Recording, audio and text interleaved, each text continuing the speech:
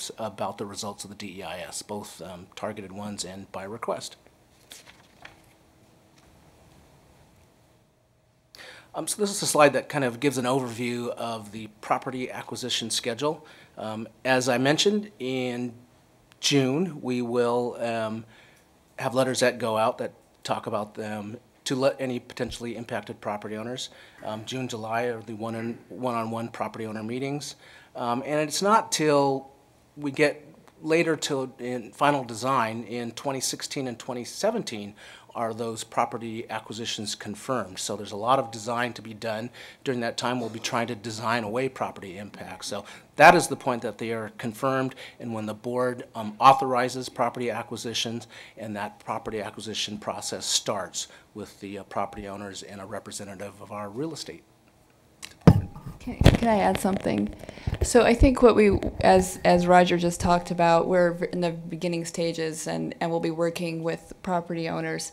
And I think Miranda's going to talk about this as well, as there is a distinction between sound transit and where a station is, and the alignment and the station area process. And so when you talk to us, if we point one way or the other, it's going to be, I think, based when we have the Q&A on those questions. And we are very looking forward to working with the City of Shoreline on your station area planning process. So thank you. Okay.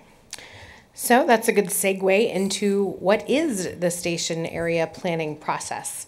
I'm going to touch on it a little bit, and then we're going to turn it over to Mandy, and she's going to describe some of the other details. But just as a broad overview, you know, as Natasha mentioned, some decisions have been made. A lot of decisions have not been made. So the answer to many of the questions that you may have tonight is we don't know yet. That's okay. We wanted to come out and introduce the process to you before decisions had been made so that you have a chance to inform those decisions.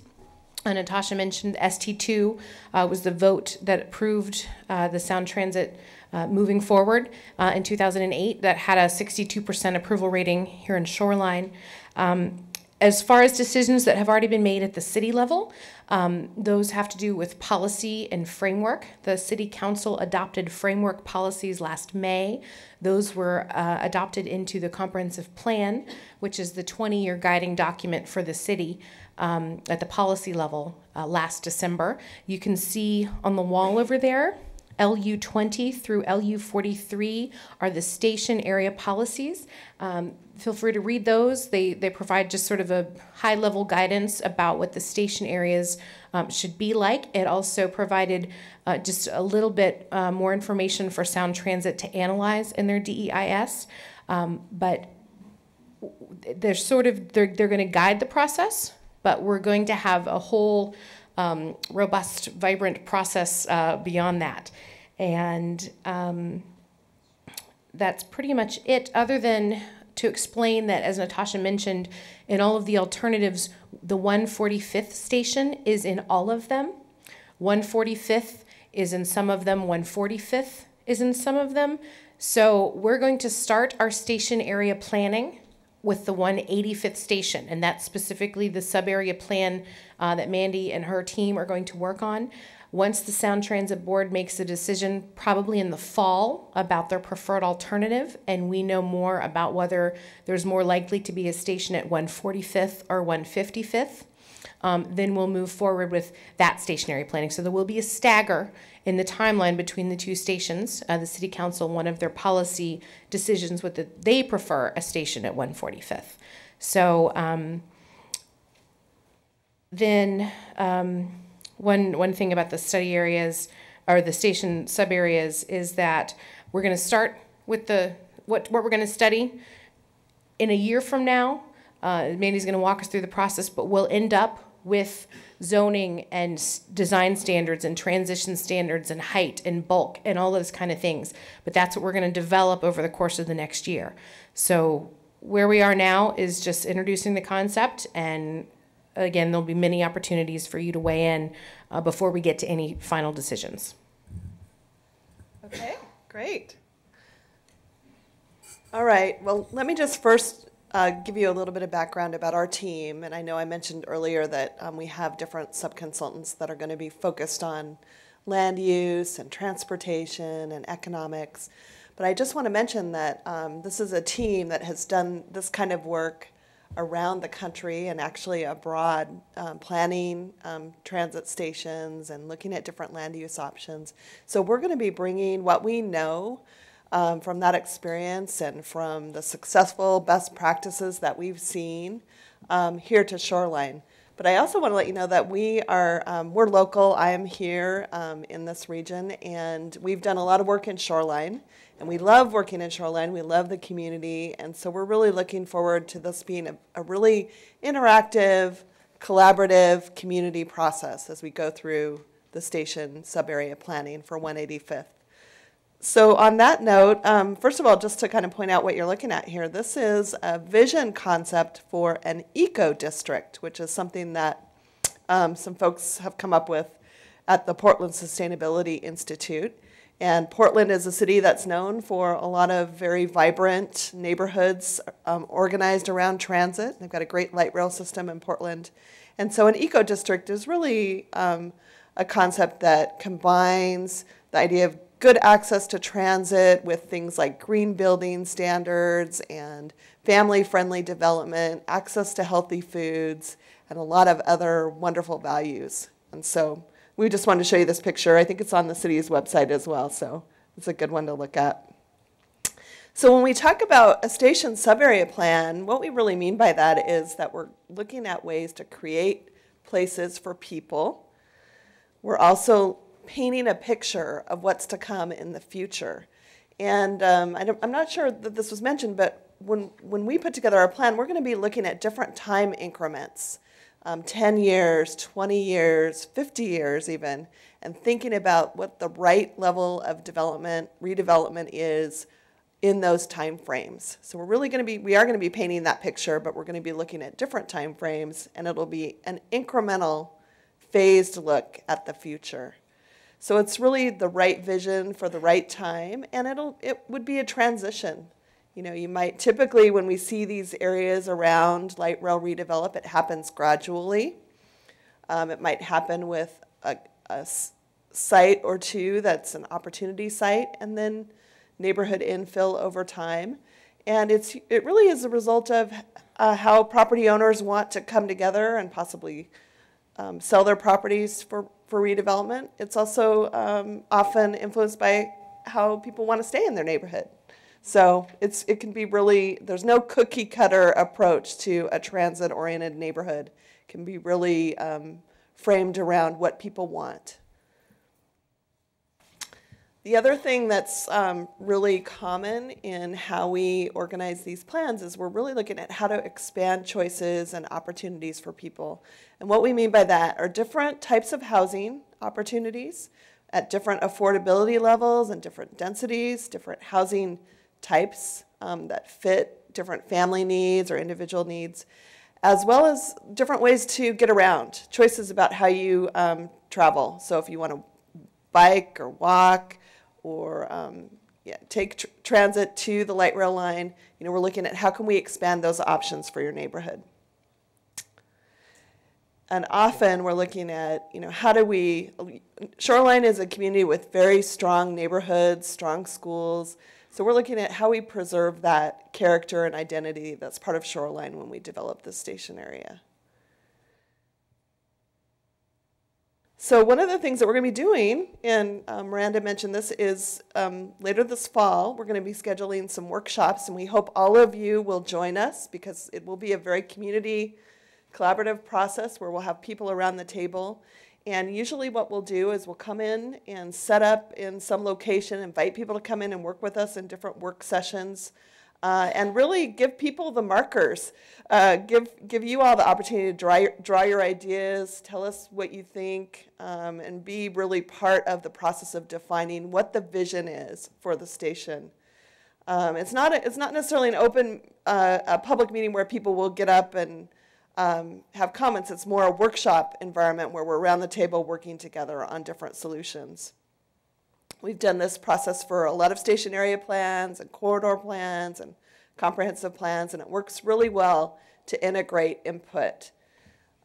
And through the course of that process, we meet with different groups and we start to hear common things. We also start to hear things that we need to address as part of the planning process. And so we bring our designers to the room and they're drawing things up as well, and we're documenting everything we hear. All the comments are fed through the process and they become part of the plan. And then we invite people to come in, usually in an open house or a town hall type forum, and see what some of the ideas are that have been developed and comment even further on those ideas, and that becomes part of the process as well. And we've had a lot of people really tell us how successful they found this process to be as far as helping them understand what could happen in an area, what the vision could be. This was a station area light rail planning workshop that we did in Glenwood Springs, Colorado, for example, and the mayor was really pleased with how we could illustrate the vision for that area. So I just want to quickly go through a few other ideas just to give you a sense of when we talk about transit-oriented development, some of the things that we might be looking at. And these are projects in different places, not Shoreline. So we'll be looking at what's appropriate for Shoreline in terms of density and building type. But typically, and this is one of our team members' projects, Paul Penninger. Paul, you want to raise your hand? Paul's with BAE Urban Economics out of the San Francisco area, but he's worked all around the country on transit-oriented development.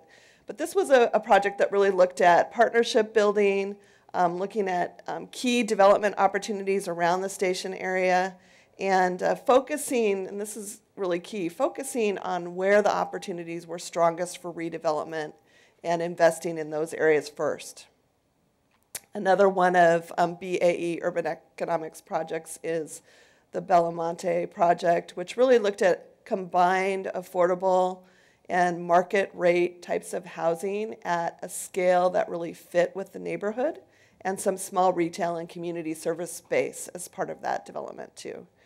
We're going to be looking a lot at it as we develop the vision and different alternatives, how to transition that vision throughout the neighborhood so that we know we'll have single family homes in certain areas where we have maybe somewhat taller buildings. What's the right transition between these different uses as part of the plan?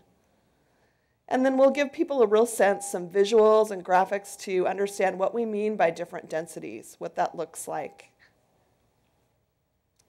And we'll do some modeling, SketchUp modeling. This is an example of some that we've done here in the Seattle area for the Beacon Hill neighborhood to show what different options might look like. And sometimes those, we can take those a little bit further and show more detail, more ground plane and building character as part of the SketchUp work, and even get to a level like this. This is higher density in the north, in the Beacon Hill neighborhood again, but give you a sense of what that might actually look like on the ground, what the character might be in the future. This is a project down in the Portland area that we've also worked on with some visioning graphics. And another one in Arizona. You kind of get a sense of, these are all transit-oriented development types of projects, so you can get a sense of the scale of some of these places and what they might look like. This is another project that one of the things that we bring is that we actually have experience designing transit-oriented developments that have been built, and we've seen them in action and how they've worked and how they've been successful and maybe some lessons learned here and there. But this project is one down in the Portland area, Center Commons, which has been in place for over 10 years, and it's very successful as part of a mixed-use development with different types of housing, some retail built into the community with single-family neighborhoods surrounding the site. And I did want to mention too that if you have time and can go down to Portland for a weekend, it might be really interesting to ride the light rail, ride Max, out to the east side and then out to the west side and look at some of the different neighborhoods, because there are lots of different types of neighborhoods oriented around transit stations down in Portland, and give you a sense of how things are so different at each location. This is just kind of the center courtyard of the Center Commons site. So just a quick review of our timeline. This is the overall timeline. Did you want to talk about this, Miranda? Sure.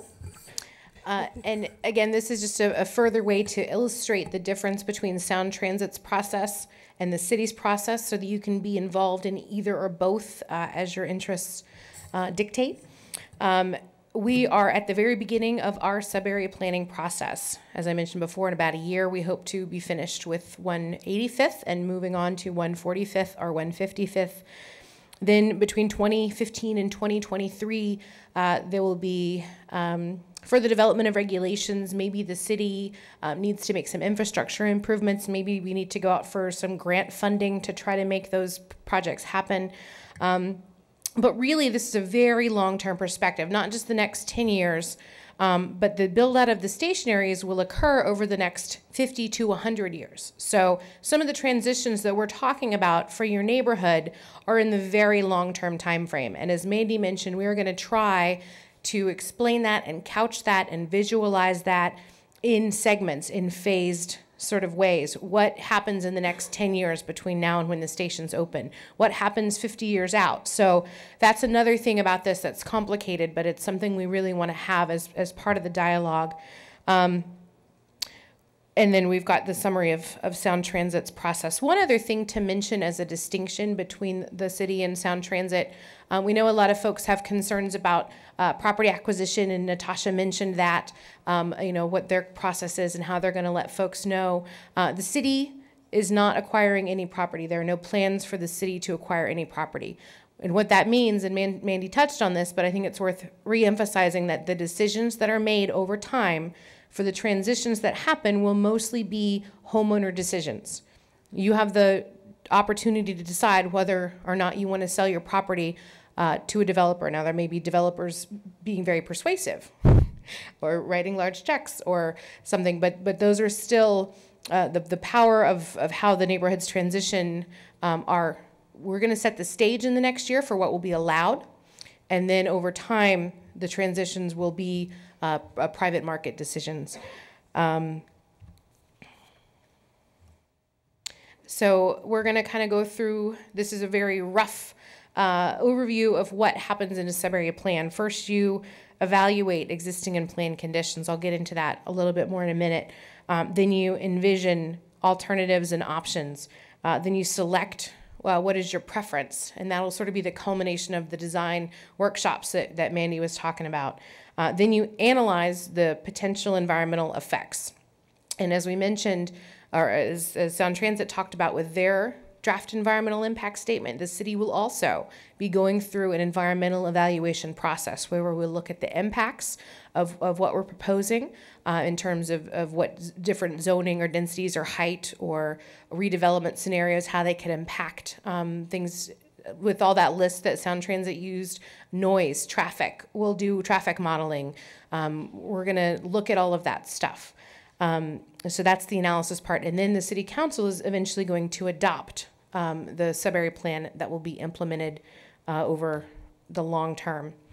Here's another way to break down kind of what our sub-area planning process is going to be.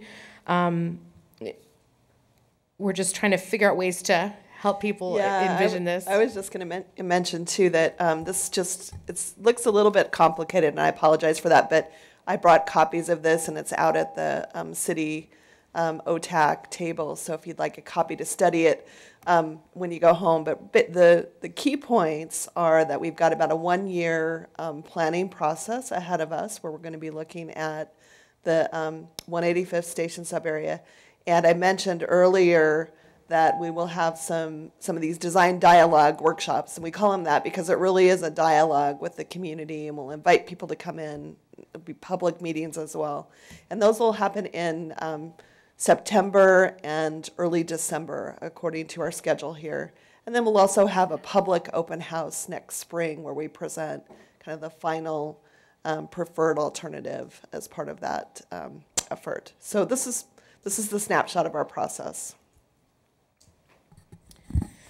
And so, as I mentioned, we have quite the onion with layers and layers of ways to be involved. So I mentioned earlier, we've got regional groups in senior services and FutureWise, and we've got Sound Transit and their process. We've got local citizens groups. My card is out on the table.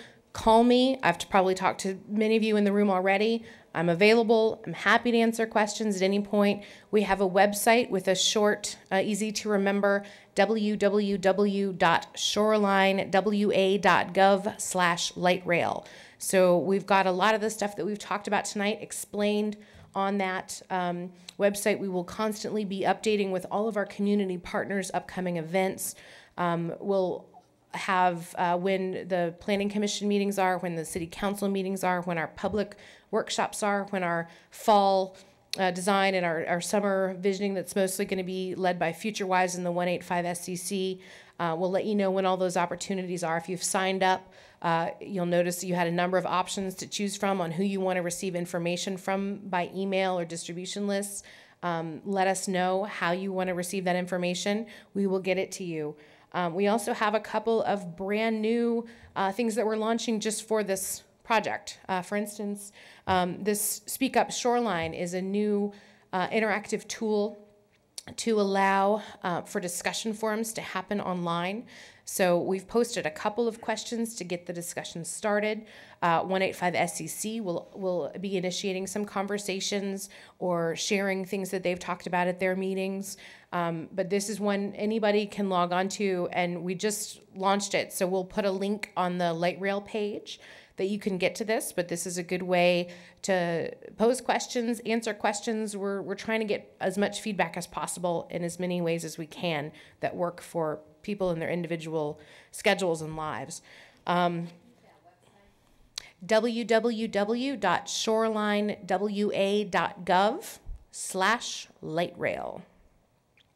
And so another thing that we did that we don't have up yet, but we're looking forward to, is an interactive walking tour map. When we were just sort of figuring out what was going on, and there were a lot of groups forming, and there's a lot of independent momentum, and we had planning commission subcommittee forming and a citizens committee forming, and we hadn't had a chance to really figure out what our process was going to be and how we were going to do it. And we said, let's all start at the same place, literally, and walk around. Of course, we did this one in December, so we were driving.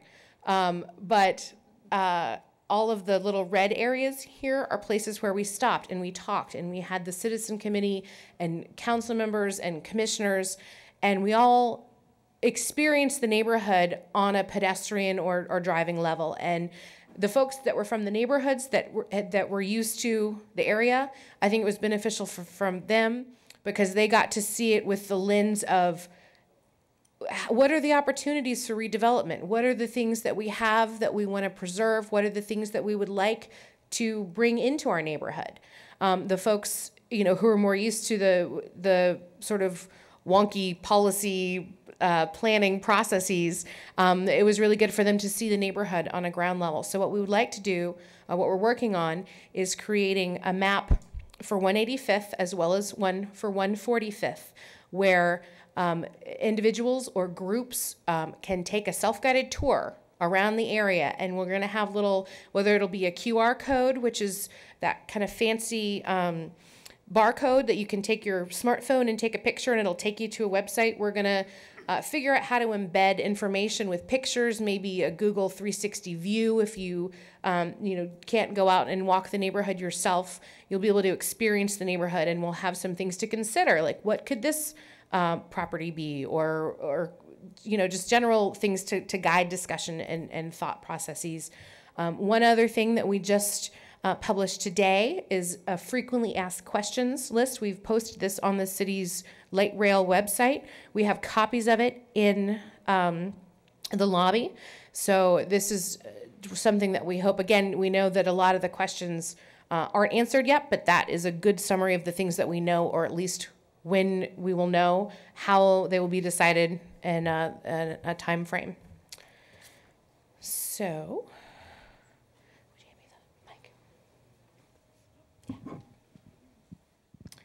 So one of the things, I mentioned that we've got a planning commission subcommittee that has been working on some of this stuff. And the first stage in a sub-area plan is to study. We are going to spend a long time studying these areas. And so when the planning commission started thinking about how are we going to study, what are we going to study, they developed some criteria. And you can see that the criteria are listed here and displayed on all of these maps in the back here. So when they were thinking about what areas should study, you'll see that there are two circles. The smaller circle represents a 1/4 mile radius from the potential station. The green circle represents a 1/2 mile from the potential station. Now, after tonight, probably we won't use those lines anymore because they're not very helpful, right? Because they cut right through properties and it doesn't really represent, you can look at the walkability and bikeability maps. Those represent how long it takes to get to the station, walking or biking, not in a random, certain geographic measurement, but as the roads are laid out, how long does it really take you on the ground to get there? Another thing that we looked at are existing community features. Where are the churches? Where are the schools? Where are the important areas? Where are the commercial districts? Where is already affordable housing or more multifamily housing? Topography, a huge issue as well, will determine whether or not people are really going to bike or walk to that station. I think if you're familiar with the 185th area, there's a lot of topography between North City and 185th. So that's something else that we're going to be looking at. And as well, the policies, as I mentioned, provided some guidance about what the stationary planning would be like. So the two maps here, and we can pull them up on the screen. Oh, also jurisdictional just means that we're not drawing lines on the Seattle side of 145th. Homeowner preference does not mean that you as an individual homeowner have the option to opt in or out of being in a study area, but based on the criteria, if a group of neighbors say, I want to be on the other side of that line, there's going to be people that want to be studied, there's going to be people that don't want to be studied. So, if you have a criteria-based reason and you're on the boundary, then, come and make your case to the Planning Commission and the Council, and that may influence decision-making. So then that leads us to, what are we going to study? And what are the rest of these weird lines on these maps? So as the Planning Commission subcommittee was talking about what to study, we realized that there were kind of two important things here. So what you have on both of the maps is this purple line. And the purple line represents a mobility study area. And the mobility study area also encompasses dashed lines down 5th and 8th and 10th, down Perkins Way, up those streets all the way down 185th. That was from policy guidance that said study the arterials that connect the light rail, as well as connecting the light rail to major corridors like Aurora. So we figure a lot of the folks in the purple area are going to be, some of their main concerns are going to be, how are all these folks going to get to the station? What's going to happen to traffic on my road? So that's something that we